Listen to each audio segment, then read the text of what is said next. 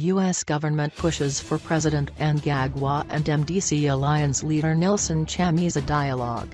The United States of America has urged President Emerson Mnangagwa and his political rivals to respect the rule of law, and to work together to enact necessary reforms that will prevent future poll disputes, as was witnessed in the July 30 harmonized elections.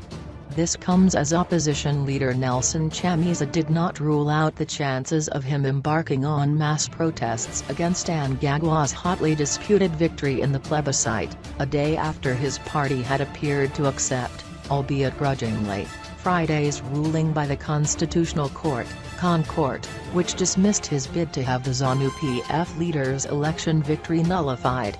In a statement, the spokesperson of the U.S. State Department, Heather Nauert, said Mnangagwa and the opposition should work together to end acts of violence and to engender respect for human rights.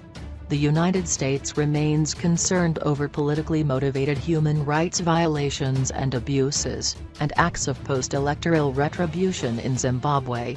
Violence and unlawful activity should not be part of the political process, and those responsible for such transgressions must be held accountable. Human rights and fundamental freedoms, such as freedom of expression and association, must be respected, and victims and witnesses of human rights violations and abuses deserve protection, Nauert said on Friday.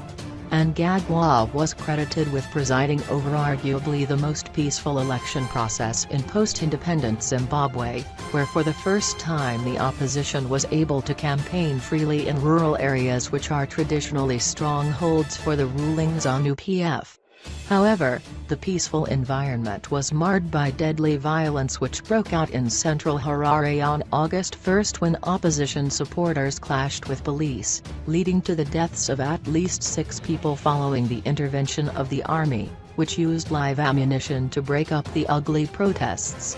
Following the protests, the opposition also asserted that suspected security agents had been involved in retributive exercises in which they targeted senior MDC alliance officials and polling agents, following the insistence by Chamisa that he had won the presidential election. All this was seen by observers as harming Mnangagwa's quest to mend years of Zimbabwe's political and economic isolation by Western governments. Prior to this, analysts had said the 75-year-old ZANU-PF leader had done enough to project himself and his administration as being significantly different from the ousted Robert Mugabe, who was accused of despotism and running Zimbabwe into the ground.